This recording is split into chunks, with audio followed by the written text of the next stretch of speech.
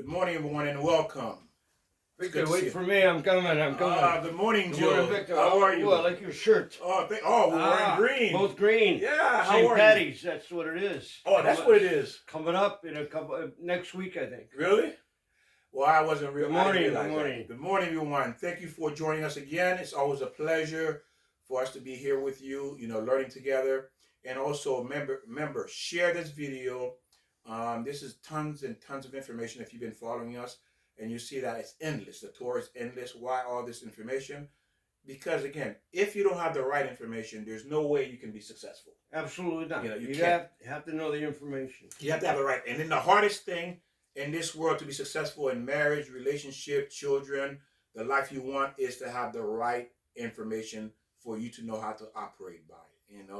And the thing, and that goes with saying anything. I mean, driving a car. Can you drive a car without information? That is correct. Without the right information. What about your own job? Yes. Well, right. You were a school teacher, algebra. Can you go into a class without the right information? You cannot.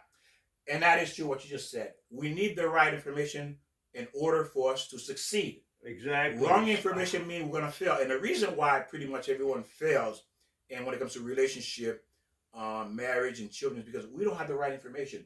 We're being fed all kind of false information through the media, through TikTok, through Facebook, through YouTube, through television. We're being fed garbage. We're not being fed the right information. And what is the right information, Joe? You got to go to the Bible, to the Torah, to the Old Testament, 10 Commandments. And then you might say, well, what do you mean the Bible? Well, because He created us. That's right. That's the information. Yeah, God created us. He's the architect. He designed us. Right. He give us breath every day. Every morning we wake up with breath. He put breath into our body. So He knows what's best for us. Well, Victor, I mean, it's pretty obvious. Just think of your life. If you're upset, if it's chaos, I'll guarantee you're not following the right path. Joe is right. Because I'm going to tell you something. That happened to me. Yeah, Victor, it happens to all of us until we decide to open up the book and get the foundation, the right information. There you go. Until we decide to pursue the right information. Until then, you're going to fail. And I'm going to bring this up again. I know you're bored about obligation. We have an obligation to teach each other and also our children. We're not teaching the children. And then people say, look at the kids today. Why are they the way they are? Because we're not teaching them. We got to teach, Victor. That's something beautiful Joe just said. Let's look at something real quick for a minute. 100 years ago, women was able to get married at the age of 12 and 13. Right. Why? Yeah. Why they could get married at 12 and 13 years old? And I'm going to tell you why. When they were 12 and 13 years old, by that time they reached 12 and 13 years old, they knew how to run an entire house. Why? Because they didn't go to school. They were home 24/7 with mom. Right. Cleaning, cooking, right. Cleaning, cooking, watching our mom interact with her husband, with the father, doing the laundry, doing everything around the house they were doing.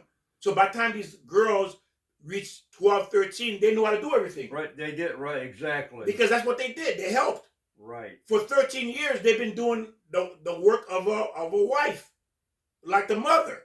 So when they leave the mother's home, the father's home, they knew how to run a house. Exactly. But kids today, they barely graduate high school. What do they know about being a wife? Think about it, Joe. No. You go to school. Zero. Nothing. Exactly. Because think about it. When they were growing up, what did they do? Go clean your room. What's right? You said go clean your room. Oh, absolutely. They want to go shopping. They want to hang with their friends. They want to talk on the phone. They want this. They want that. It has nothing to do how to be a wife. No, exactly. How to be a wife. How to be a mother. How to be a woman. It has nothing to do with that. They didn't learn anything about how to do those things. What they learned? How to shop, how to hang out, how to go to the bar, how to drink. Yeah. And then maybe they may graduate with a C. Yeah, exactly. How does that help them, Joe? Not at all. Victor. Yeah, no, and that includes the boys too, like you said. How does that help them to be a husband, a father, and a man? Nothing. You see the problem? This is why it's not working, because why? We were not taught the trade of how to be a woman, how to be a man. We were not taught that. We threw all that to the school system, and what the school system taught them? Math, English, science, not life, not real life. Nothing about life. Nothing about God. Nothing about life. You see that? This is why, the main reason why we fail. This is why we can say our great grandmother, they were able to get married at that age, because why? They were matured. They knew what it meant to be a husband, what it meant to be a wife, because they learned it, because that's all they did. They were home to learn these skills. I'm going to go back to the car again. Would you let your child get into a car if you don't teach them how to drive? What happens? They get into a wreck, and then their whole life is a wreck. Their body's destroyed. Their mind is destroyed, if not killed. So you have to teach life, not just a car to drive. Beautiful. Life. Yes, life. And this is what happened, because why parents are busy working, doing other things, and they didn't teach. Even think on the sad thing is, Joe, most women today can't cook. Yeah, you know, Victor, that's true. They cannot cook. How can that be? Right. How can that be? Yeah. You see, even cooking skill they don't possess. So how can you call yourself a wife? Yeah, exactly. How? Exactly. You see the problem, ladies and gentlemen? Do you see the problem? You did not teach your children those skills. And because they lack the skill, they go into a relationship, it's falling apart, because why? No one has a skill to maintain a marriage. Nobody has a skill. Well, today people think they don't have to cook because all they have to do is go out and buy junk food. It's really easy. Buy a pizza, order in, don't worry about cooking, get all that chemicals, all that sugar, all that salt, all the fat. And what happens to you? Your body's a wreck because you're sick. Your body's sick. You fed your body poison. Yeah, exactly. Diabetes is one of the biggest things with young children now. Yes, obesity. Obesity. Because why? They're eating all this junk food and health issues. Again, because we're being taught wrong information, ladies and gentlemen. As long as you have wrong information, like Joe says, in every area of our lives, you're not going to succeed. You're not. You cannot succeed with the wrong information. Show me one person who succeeds with the wrong information. It doesn't exist. Oh, no, right. Exactly. You're going to get fired. You're going to get killed. If you have $4 million, shot. You got $4 million and you deposit another $4 million in the bank. Well, you expect to have $8 million. No one's going to say, I'm supposed to have $2 million. No, right. You got to be a fool to think you have $2 million. You put $4 million in plus another 4, you have $8 million in the bank. No one's going to say, I only have $2 million in the bank. Plus interest. There you go. So you understand, if you have the right information, then you can succeed. Wrong information, you're not going to succeed. That's just the bottom line. So today we're going to discuss something about regression in hypnosis. Because where is all this coming from? This has to do with the mind. It has to do with the soul.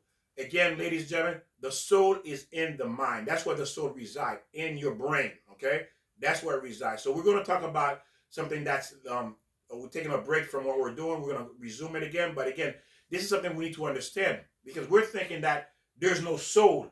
We're thinking it's just the body. That's it. A lot of people think the soul is in the heart, but the soul is in the mind. Yes, it's in the mind. Because why? The minds make the decision. Right. So the soul has to sit where the decision is being made at. The heart is only a muscle and it's a pump, where the mind is, like you say, is in control. The decision. And then the decision. Yeah, so in the mind we have the conscious and the subconscious. That's what we're going to cover. The conscious and the subconscious.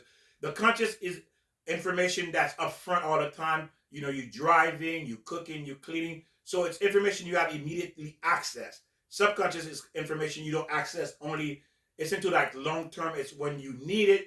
Or say, oh, that's right, yeah, right. I remember you 20 years ago at the party. You see, it went into the subconscious. Remember me 20 years ago? Oh, yeah. There you go. Now you're accessing the subconscious. But again, we're not aware of these things. There's things we do, and we don't know why we're doing it, because it's in the subconscious is why we may say something. Say, where did that come from? Oh, I don't know. That's the subconscious coming out. Well, what happens to the soul and the mind when you wind up doing drugs and alcohol, where it distorts the mind? Yes. What happens to the soul? Does it escape? Is it still there? Do we leave it? Well, what happened with the soul, it says in the Torah, the soul records everything. Your eyes, even though you're not paying attention, everything you ever saw your entire life, your soul recorded. Meaning that if they were to take your soul and then put it into a projector, you will notice things you never paid attention to. Why? Because there's a lot of information that the subconscious, it goes into the subconscious that you're not aware of. And you know where we see that sometimes, Victor? In our dreams. Mm-hmm. Because like you just said, from day one, even when you're a baby, Yes. you ever see a baby that's on a mother or father and the head's pointing the other way and the baby's looking at you because you're behind? That baby's recording your face. That's why sometimes when we have dreams that we'll see an image of someone and we go, I never met that person, but you have. Your mind created that image when you saw them when you were a child. But all, like Victor, you're saying, all your life is recorded from day one and it's in your mind and your soul. Yes. Everything you ever saw, the day you open your eyes, has been recorded into the soul. And who do you see first? You usually see, well, maybe you see the doctor, but you see your mother and your father. Yes. And so right off the bat, you have to be responsible to be the good person in front of your child's eyes so they can record the righteousness of the individual. Beautiful, Joe. That's beautiful because remember, even though you have to keep this in mind, remember, your eyes are recording everything, okay? It goes into the soul. And you retrieve that through the subconscious can be retrieved, but the soul is the one that records that information. And what happened is, as your children watching you grow, as they grow up watching you, it's being recorded. They are recording everything.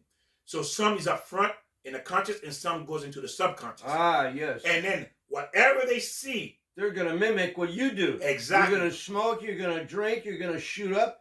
Even if they're 12 months old or a young child, they're still going to absorb that vision of you doing an act of. And let's look at something. Let's say you are smoking in the house, right? That goes into the subconscious. The scent, everything, taste, scent, color, never thought about goes into the scent. subconscious. Yes. So when a kid goes around someone, like say you're a smoker, but they go around someone else that's a smoker, it triggers the subconscious, and they remember that scent because they got that from you, even though they've been away from it for 20 years. But soon they go around someone that smoked, it triggers that subconscious because why? They remember when they were a child, you used to smoke, and that comes to reality for them that they can understand, they can kind of relate. And sometimes they become smoker themselves because why? The subconscious come to the conscious, and then they think it's okay to do that. Because I never thought about being addicted to the smell. Yeah, because your soul, again, your soul records everything. It's not just what you see, smell, taste, touch. Right. All of that is recorded. And a good example is like you might be walking somewhere and you smell popcorn or cotton candy. Yes. You go, wow, that smell, I remember that smell. When you were a kid. Yes. Think about the food your mother used to cook when you were a child. Yes. And then you're from a different culture, but you never smell it again. That's right. And then you go to someone else who's from the same culture 30 years later, and they cook that food and say, ooh, that smells good. You remember it. How can it be? That was 30 years ago. Well, Victor, I made some plantain the other day, and you go, wow, this is like my mom. I can smell it. I can taste it. Exactly, because why? Everything is recorded into the subconscious, okay? And it's not awaking until the smell or something triggers the subconscious, and it's waking up because why? It remembers. Why? Because it's being recorded by the soul. Wow. Okay? So your soul is a recording machine. It's always on. It's never off. And you'll never, ever forget it. Because why? It's inside the soul. Now, Victor, this is getting pretty heavy talking about subconscious, and it's getting over my head, Victor. Well, the reason why we need to understand this is because we're thinking that, like you said, what a child sees does affect them, will affect them, either for the good or for the bad. Right. It's going to affect their life. It's going to play a major role of who they're going to become. Because why? It's being recorded. You are recording. Your child is recording everything. Imagine your child is carrying a camera, recording you like this. Can you imagine? That's what you're doing. That's what they're doing. That's exactly. Yeah. Recording in their brain. In their mind, in their soul, in their heart. And then 30 years later, they say, what did you pick up this habit from? Oh, you forgot 30 years ago I was recording you? Right. Yeah, I was recording you, Mom, Dad. Yeah. That's where it's coming from. So it says, nothing is harder to the soul is a separation. Now, what happened is when we die, is the hardest thing it is for a soul is when we die is a separation from the body. Because when the soul dies, it's being ripped. Because what happened, we grow to love our body. Think about it. Ladies, you put on makeup, you do plastic surgery, you get the fake hair, you do the eyes. Of course, we appreciate you're taking the time to make yourself look beautiful. But what happened is we become so attached to that body, and when the soul is removed from the body, it says it's one of the most horrible effect that a person, or a horrible feeling that a person will ever experience, is when the soul is ripped out of the body.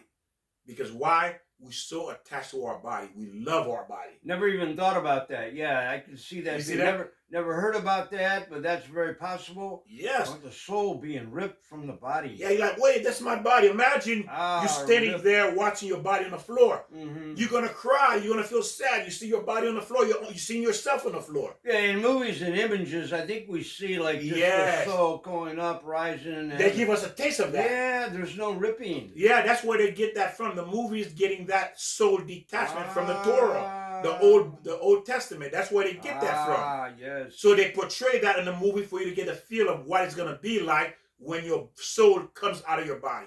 So we're going to talk about that, and we're going to talk about hypnosis, how to get into the subconscious to access your previous life. Now, what they're saying is this. Your soul never dies.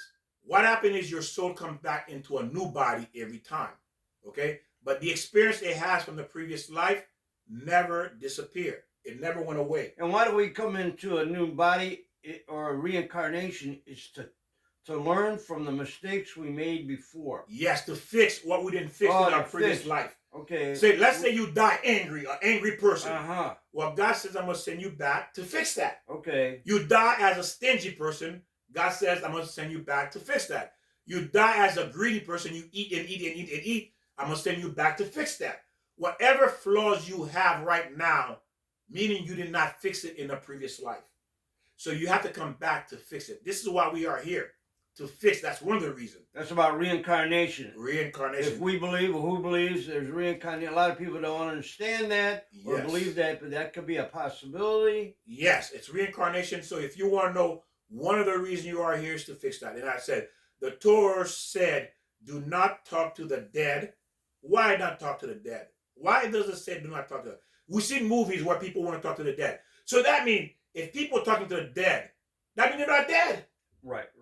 That means there's something there. The body's gone, but they're not dead. I think most people do that when their parents die or children. They always kind of like relate or talk. Why do we want to do that? Yeah. So that's proof right there. Right. We're not dead. The body's dead. You see that? We're not dead. Hey, Mom. Hey, Dad. Well, who are you talking to? I've experienced that, like, actually on a job, when I'm lifting a heavy item, and all of a sudden it becomes light, and I'm thinking, hey, Dad, you're helping me. I also think of my father-in-law and my dad. They're saying, okay, let's help Joe here. And maybe, Victor, you got something going here. Well, this is the Torah, so think about it. So right there, we're giving testimony ourselves, the people we love is not dead.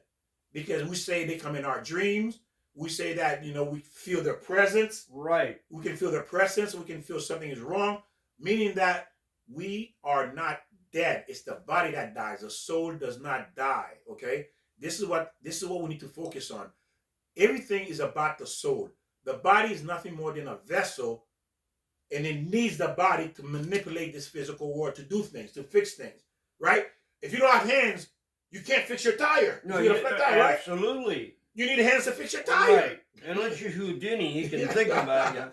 So we're giving this body to fix what we didn't fix in the previous life, to manipulate the world. That's the purpose of this body, to fix things, to correct the soul. That's what the body is. Okay? I have a friend of mine actually lost her husband, a couple years back, and she actually says she talks to her husband every day. Well, that means she's telling you her husband is not dead. Right. Well, so there's no death. Well, he's not here. He's in another plateau or another plane, or maybe, like you say, another heaven. You were talking about a couple heavens the other day, like 3 heavens. So maybe, they're another plane until the Messiah, the guy comes again to clear everything up. Exactly. That's why you got to have the faith. You got to have your 10 Commandments, following it. If you're a Gentile, you're not a Jew, you follow the 10 Commandments, then that puts you in a good place. Because why? You cannot be held prosecuted because you said, Lord, God, the God of Abraham, Isaac, and Yaakov, I follow your 10 Commandments. I did what you said. Well, what do you say if you're a Gentile? Everybody got to follow 10. Yeah, everybody. Jews got to follow 10 commandments. Yeah, that's everybody. You're right. Okay. I didn't know what you meant, but if you're a Gentile, yeah, ours is the 10 got commandments. okay, Yeah, right. But everybody covers it. The Jews cover a lot more than us, but everybody covers the 10 commandments. That is correct what you just said. Or should follow. Or you're supposed to. Yeah. Yes. So now let's look at a few type of different death they call death and people come back from. We have one what's called clinical death. Clinical death means that you died for a couple of minutes, 5-10 minutes, and you come back to life. I heard people say that happened to them. Right. So they floated maybe, or is it their soul? They floated on the body, they saw themselves, and then they came back. I mean, that's, I've never experienced that. Mm-hmm.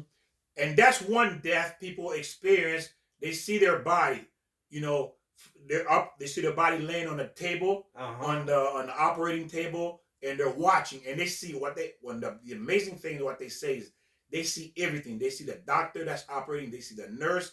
They see all the people that's around them. They see the people in the living room. They see people in the hospital. They see the other patient.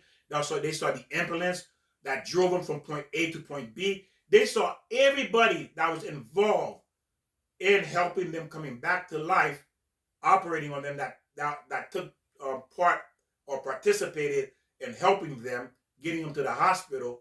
They saw everything. How can that be?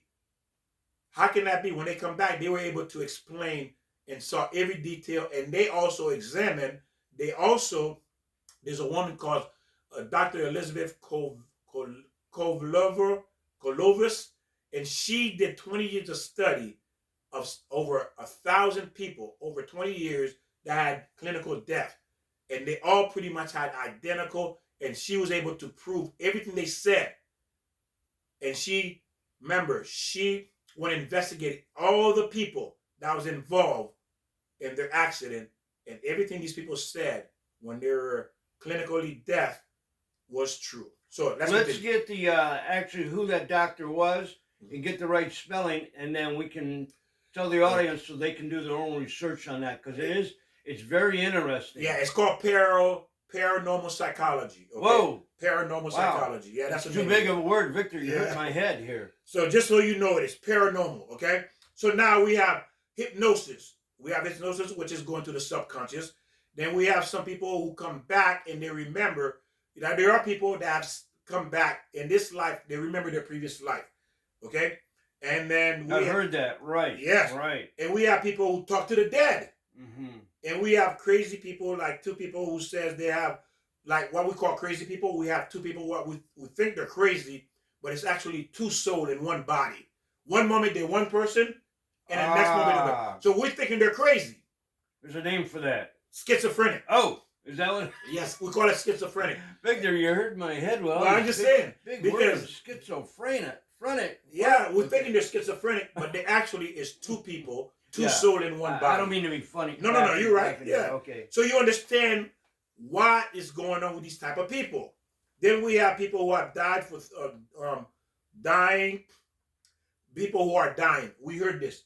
People who are dying, they said, I see my mother. Yeah. I see my father. They see dead people. Mm-hmm. They're not dead yet. How can they be? They see, hey, I saw the neighbor. I saw this. They're telling the people they saw dead already. They're telling they're seeing them. Because it says 30 days before you die, the soul starts to, like a air leaving the tire, the soul starts to leave the body. And as the soul starts to exit the body slowly, they can see dead people. People who have died before them, they can start to see them. That's why if you notice, and you hear that all the time, people who are dying on their deathbed, they say, Joe, I see my father, Joe. I see my mother. Yeah. I see my cousin. What do you mean you see them? I can't see them. Because the soul is leaving the body. You see, we can't see them because the soul is locked into this physical body. But 30 days before you die, or you start to die, the soul starts to leave the body. That's why these people can see other dead people. Victor, this information, people aren't getting this anywhere except right here. Exactly. I mean, it's beautiful, Victor. Go ahead. And this is what we're doing. We're telling you information what the Torah says, because if you go investigate, again, as I said, you start researching this, you're going to see these are the types of situations where people give confirmation that there is life after death. That's what they're saying. There's life after death. There's not, you just die. People thinking, oh, we just die and that's the end of it. Listen, if that's what you think, you're the biggest fool there is, because why? You need to look into that. You need to look into that before you make a tragic mistake, because there's life after death, meaning that if you decide to do the wrong thing, you're going to pay the price, because why? You thinking there's no life after death, that's the end of it. I'm done. I can kill people, do whatever I want, and there's no consequences. So the bottom line, you're saying when we come back, it's to fix what we did in a previous life. We're here to fix ourselves. Yes, Joe, because God is a merciful, loving God. He said, look, I love you. You're my creation. You're my son. You're my daughter. I don't want to send you to hell, because hell is not a place you want to go. So I'm going to give you a chance to come back here again to fix your imperfection. You're a cheap person, fix it. You're a liar, fix it. You like to fight, fix it. You like to argue, fix it. You like to get mad, fix it. You like to get angry, fix it. You like to steal? Fix it. You like to commit adultery? Fix it. What about you yell at your mom and dad? Fix it. You got to fix it. You see that? Because why? Either you fix it here or you go to hell. There's a commercial like that on a car. What about your car? If your car breaks down, you fix it? Exactly. And that's what I'm saying. That's what we do. We're here to fix things. Aren't we constantly trying to fix things?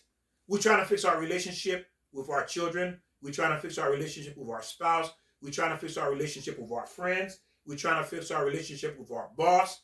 We're constantly trying to fix things with people. This is why you sent here, to fix. Now, it says this. Begin to say, now, the investigators, they're called investigators, these are scientists that they focus in reincarnation.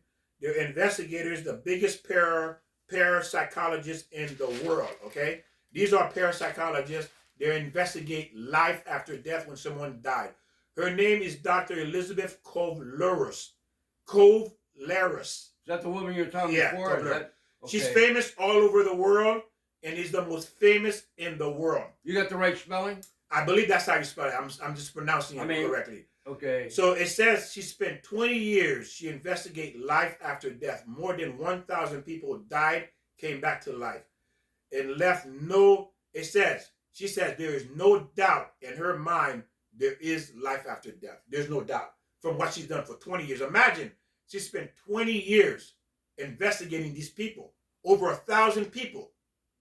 It says there is no doubt in my mind there's life after death. So for those of you, you can start looking paranormal psychologists, start researching that and look into it, so you can have your own information yourself to realize you need to fix what you hear. Because why? If you leave this world and you cannot come back to fix it, you're going to hell to fix it. Well, sure. You're going to hell. Now, there is a story about this man who died. Okay, he died. He was put in the freezer.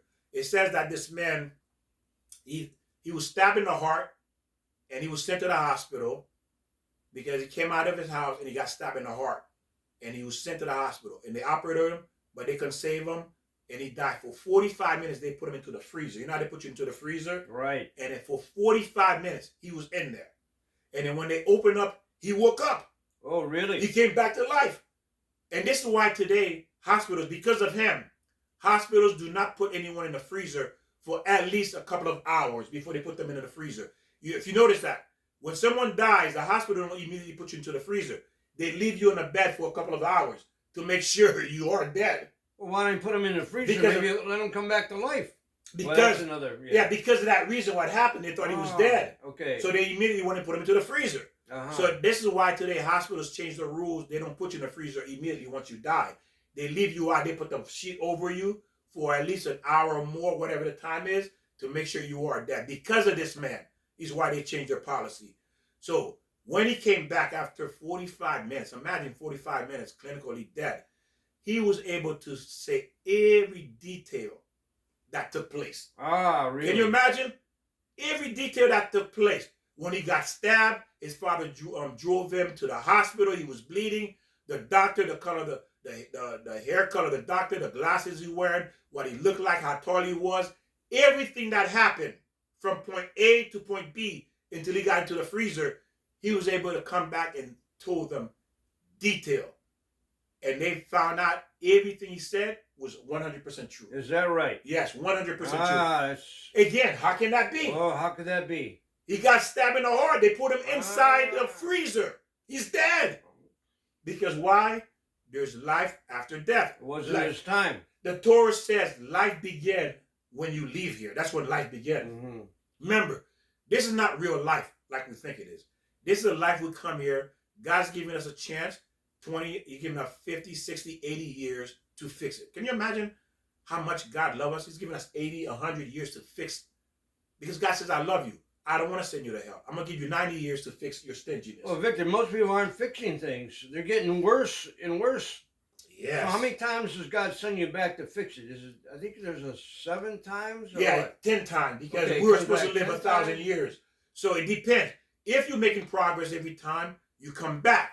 But if you're getting worse and worse, it come back in a different way. You can come back as an animal. You can come back as a rock. And the worst one, come back as a dog. Well, how do you fix yourself if you come back as a rock? Well, that's it. You're over. That's it. Exactly. Okay. Because that's the punishment. Because you don't want. Yeah, that's the punishment. To feel what it feels, you can't do anything. Because God put you in this body so you can fix things, Joe. So you can fix. That's why He gave you this body. To be able to fix your mistakes. To come back and say, Joe, I'm sorry. Here, Joe, here's the money I stole. And you never know what level you are, do you? No, you don't know. The first level, the 10 level, so you better. You don't know how many times you've been here already. Right. But if you're here right now, you've been here before. There you go. You've been here before. I've been here before. Joe been here before. We all been here before. Why? I just told you, because the soul doesn't die. It's the body that dies, and God put you back in a new body to fix. Woo. To pick up where you left off. Okay. To pick up where you left off. Now, it's called parapsychologists. Now, this is what they do if they want to access your previous life. You can find out who you were in your previous life, by the way, ladies and gentlemen. It's proven. And this called, they hypnotize you. A person is being hypnotized. It's a process they put you under where you just fall off. It's not that you're sleeping. They go into your subconscious. Now your subconscious can be accessed. Your subconscious can access your soul now. Okay? Because your conscious has to go, in a sense, go to sleep, where now your subconscious comes to life and it accesses the soul. Remember, the soul works with the mind. And to get to the soul, you have to go through the subconscious. It's a channel. It says, this is the way they use. They use a watch. You know how they have the watch and you go, it swings back and forth. And they tell you, and you watch the watch go, tick, tick, like that. Right. And they tell you, relax, relax. And then they start counting backwards, 10, 9, 8, 7. But again, you got to want to be as well. But this is one of the process. Then they say, they can tell you stare at a dot. That's another one. There's a dot. They give you like a thing. They say stare at a dot. And they go through the same process. Relax your mind. Clear your mind. So again, I'm not a professional. I'm just telling you some of the steps of the process for you to understand how they do this. Okay? Now, it's to get you to relax. And for you not to think about anything but what they tell you to focus on. That's the whole point. You focus on this, or there's a light. They'll tell you, look into this light. The whole point is to clear your mind and then for them to access the subconscious. Now, what happens is the doctor is able to penetrate the subconscious now. Once you fall under, they can penetrate. Now, again, you got to get a professional who knows what they're doing to access it. Now, this could be used to do a lot of things. It could be used to fix defects that's in the soul from previous life. Now, how do they access and they fix these defects? Okay. Now, this is what happens is this. Once you go under, so I'm going to tell you a story about a woman that suffered. She was like 400 and something pounds. She could not stop eating. And I'm going to tell you how the parapsychologist was able to fix that. So what they did, they said, well, you know what? She's going to eat herself to death. She couldn't stop eating. And they wanted to know why she couldn't stop eating.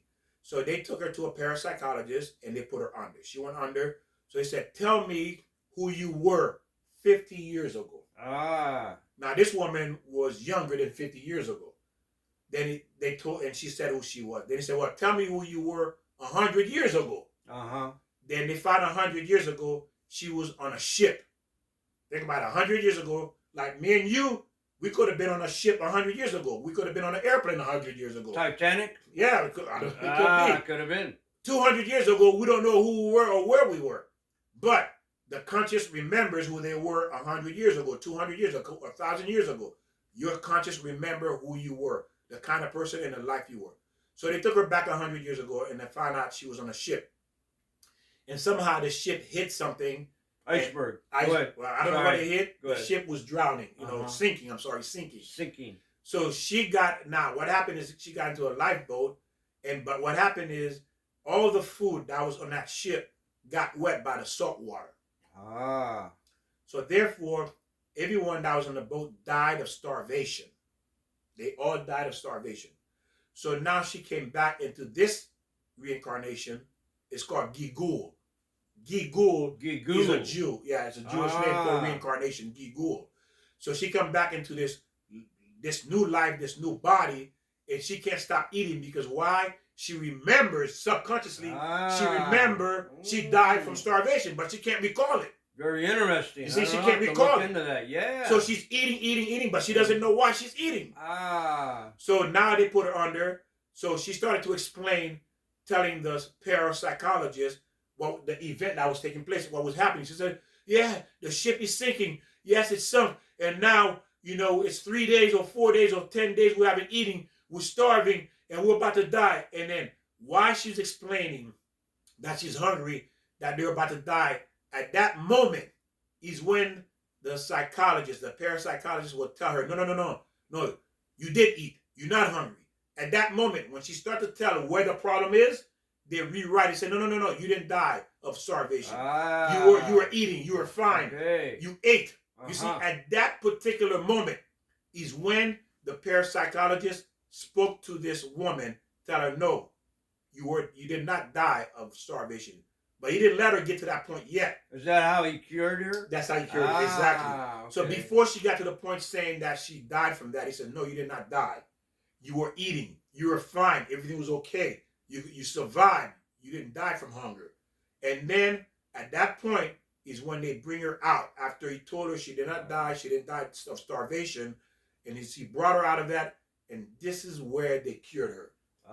So they had to access the subconscious to get to the soul. Because they had to rewrite the soul. I might have been her in my other life. Maybe that was me. You see, this is how they were able to cure through this particular process. So when you have a parapsychologist who is going to talk to you and you have an issue, they have to take you back to that moment where that problem took place. Okay, they have to target it. Once they indicate this is where the problem is, they're going to tell you a different story. They're going to rewrite the story while you're under to a happier story, a better ending. So now this is no longer in your subconscious because your subconscious is what making you do certain things. Everybody wants a better ending. There you go.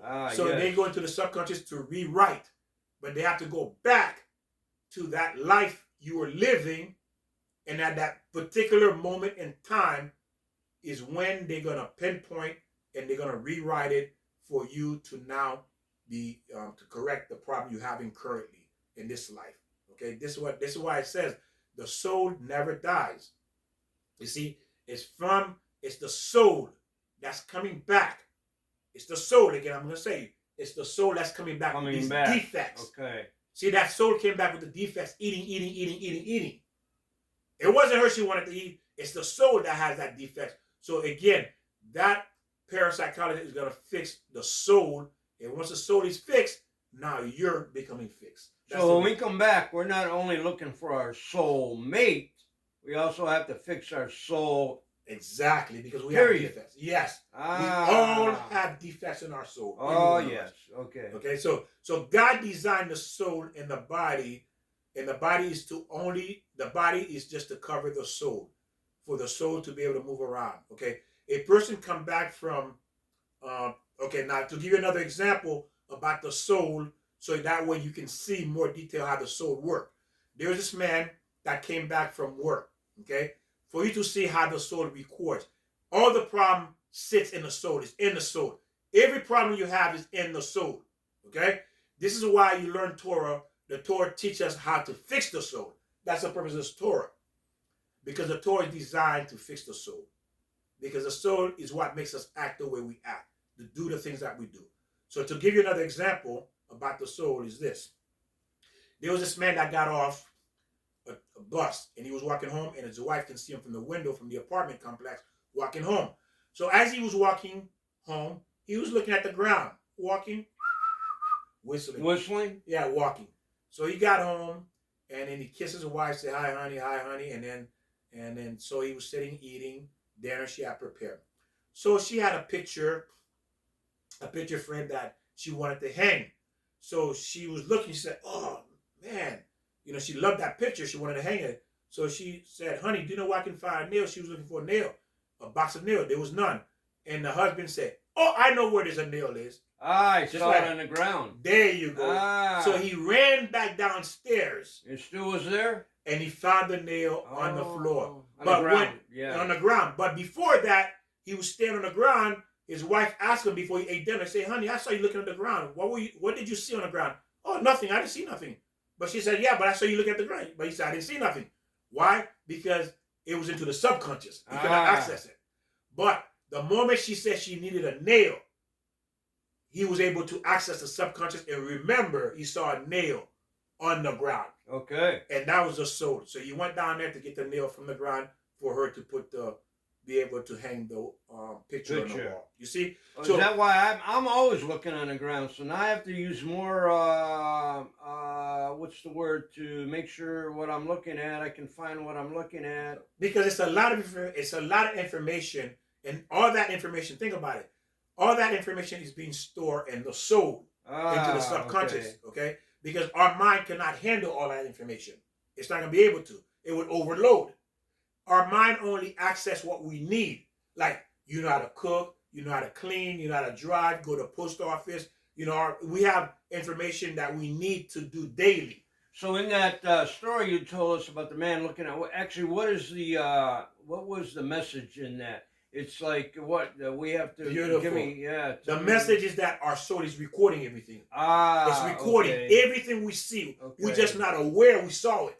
Okay. We're not aware we saw it. And not only it sees everything, it hears everything. Okay. It sees right now every crack on this wall. I can identify if I were to go into hypnosis. Say, yeah, on that light over there was this and this and this. If I were to hypnotize any of you, or to hypnotize, you will give complete, perfect detail, just like a movie, better than a movie.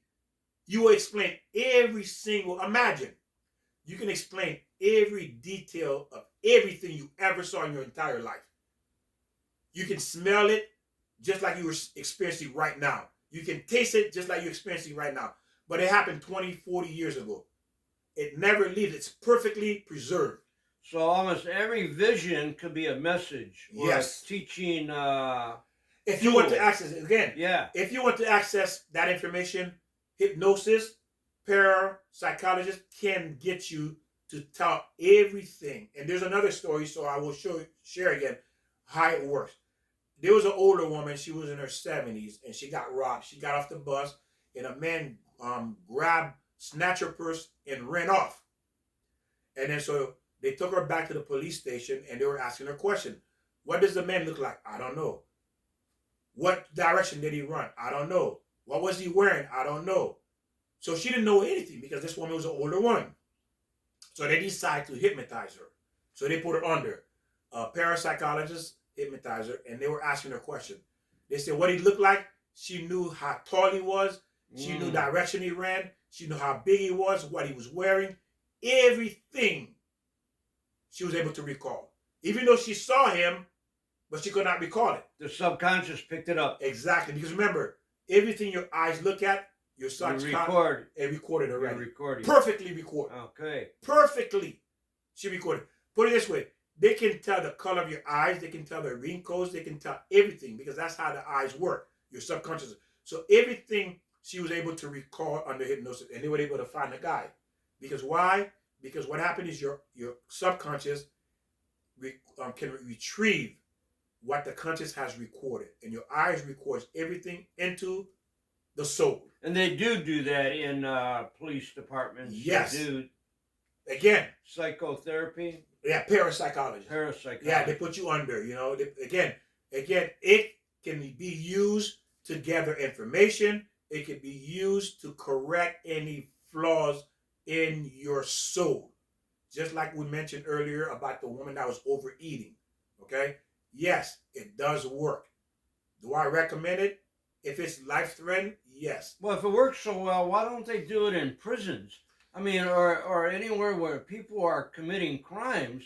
So why don't they? Because it has to be volunteer. You can't force someone to do something. You see, to be hypnotized, you have to volunteer. You want that to happen. I don't think I can be hypnotized. I wouldn't allow that. Yeah, exactly. You gotta want to, and you got to volunteer to fix it. Because think about it. When you go to the hospital, if you refuse to be treated, they can't treat you. That's true. They can't treat you. If you choose to die, they have to let you die. You have to give consent for them to treat you. Well, I'm sure there's a lot of people in prison who will give the consent, but that's another subject. We'll get into that later on. Exactly. So now let's look at the more in depth in the soul.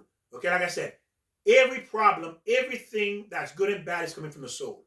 Now, this is some of the things that people recorded about when they had near-death experience, is that they see themselves floating in the air, and they see everything, and they see a tunnel and the tunnel is first black, it's dark, then more and more the tunnel starts to lighten up, getting lighter, more and more light start to come through.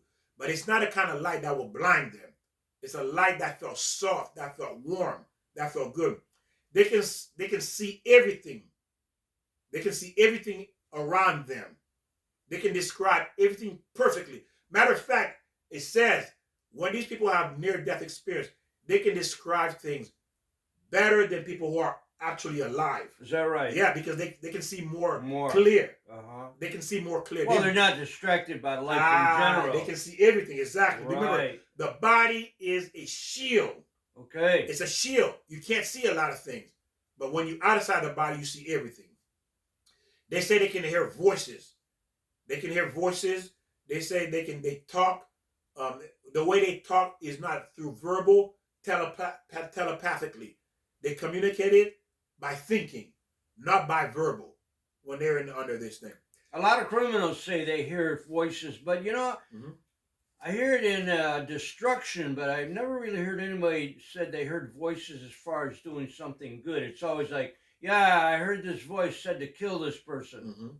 So, I mean, people say that. I'm not sure about how that works, but that's the you're getting into, there you go. And then the other one is they say they can see their relative around them. They will see their relative floating around them. And they say they will hear a whistle. You know, they will hear a whistle. And then what happened to the last one, they said they know there's a line they cannot cross. They know once they cross that line, they cannot come back to this world again. It's over. They're staying there. They can feel it. They know this. It's not no one told them. And I had mentioned this a couple of times. When you leave your body, everything is clear. You know the truth. The reason we don't understand because this body is a shield. It blocks you. And what does that mean? Like, imagine this. If you're sitting in a room that has 4 walls, no windows, do you know what it looks like on the other side of the wall? You don't know. You don't know. The wall is blocking you. You could assume. There you go. You can assume. But you don't know what's going on because the walls is blocking you. Well, that's what this body is. This body is a wall that's blocking the soul. You see that? When you said what'd you say about the line again? Like there's a line, you know, they know if they cross this line, they can't come back to this world again. Okay, and what is on the other side of the line? Could that be heaven or hell? That's it. Yeah, that's heaven that's heaven. That's heaven. That's where they're going to go to heaven to be judged at this point now. Well, why wouldn't they want to cross that line if they know it's heaven? Because they understand that they still work that has to be done. Work has to be done. Because see, when you out, you know, I didn't finish what I was supposed to do. Well, wouldn't that be? When people die, they want to come back because they say, I didn't finish what I was supposed to do. Wouldn't that be under God's control to say, no, you're not ready? Yeah, of course, it is God. Okay. Yeah, it is God. Yeah, but they understand that rule. They know that. Okay. Remember, when you leave your body, you know a lot of things you don't know now. Okay. Because it's clear to you. No one has to tell you, hey, Joe, did you know not to do this? You're not going to. You know this automatically. You know it. You see? Just like we talked about. If you see someone hurting your mother, even if you're a kid, a 5-year-old, you know it's wrong. Correct. No one's telling you it's wrong what they're doing. Exactly. No one's telling you it's wrong. As a kid, you know it's wrong. Yeah, you start crying. You start, mommy, don't hit my... Because you know it's wrong. See, these are things you know automatically when you leave your body. You just know. So, these are the things that people need to understand that, again, all the problem is, now these people are able to describe everything that takes place. They can tell you everything that ever happened to them completely in detail. The soul can be rewind to any time you want.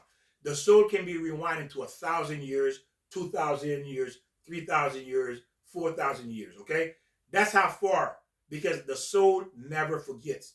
As far as you want to go, the soul can go. There are people that have been hypnotized that they can go back 300-400 years ago and they speak in a different language. Well, the soul was created in heaven. Am I right? That's correct. So actually, we can go back. I don't know how far. I don't know how far. Well, this is as much as that I know from these parapsychologists. You understand? Okay. So again, the soul records everything, and they can tell you the time, the date, the era, the color, the sex, the family, the children. They can tell you everything there is. Matter of fact, there's one more story. We'll complete with that. There was this teenager. I think he was 15 or 16 years old, and he remembered his previous life. So he was telling his father he was married to this woman, this and this and this and this. So they call a parapsychologist to investigate. So the kid was giving complete detail about his life. So what they did go to another country, track down his wife. They went to the house and they hit the doorbell. And then, so the woman looking at the parapsychologist with this teenager. And then she said, yes, how can I help you? And he says, this is your name so-and-so? Yes. Did you live here so-and-so? Yes. And then the teenager say, hey, I'm Joe. I'm your husband who died. She thought it was a joke. She was starting to get upset. Then he started telling her, okay, go upstairs in the attic where we have a photo album. And he started telling the woman everything in those pictures that he took with her. And then when she brought down the, because she was like, whoa, how does he know I have a photo album in the attic? So she started to listen more and more. So she brought it down. He told her exactly where the photo album was. And this is a 16-year-old. And then they were going through the pictures and he's telling her, do you remember this? He was telling her everything that took place when he took those pictures. Wow, that's amazing. Yeah, he was telling her. Really? He was telling her every picture. We were here, we were doing this. Do you remember this and this? And she broke down crying. And he even told her how he died. How he died. Is that right? Yeah, how he died. That'd be her husband then. Yeah, her husband. At that time. Exactly, at that time. But he came back in another body, another family. He was a 16-year-old. But that's why I say the soul is not a kid. People think you're a baby. No, the soul is never a baby. The soul is a full-grown adult. Wow. Okay? Good information. Yeah, the soul is not born as a baby. The soul is a full-grown adult. And she was breaking down crying because she remembered everything this 16-year-old was telling her. She knew it was true. Yeah, that'd be mind-blowing. Exactly. So the reason why God doesn't allow us to remember our previous life, because then... Yeah, that'd be like chaos. Exactly. You see that? Yeah. You see how chaos it would be? You would chase down your ex-husband, chase down your mother, chase down you. But you're from a different family. You're from a different era. You're from a different... Right. You know what I mean? Can you imagine your husband showing up? He's 16 years old. Your wife showing up. She's 12 years old telling you, hey, I'm your husband. I'm your wife. Exactly. It would be chaos. Yeah. Hey, let me ask you this then. Yes. Now, where does deja vu play in all this? Well, deja vu is like you feel that you've seen this before. Yeah, that's because you did. That's part. Okay, that's it's part.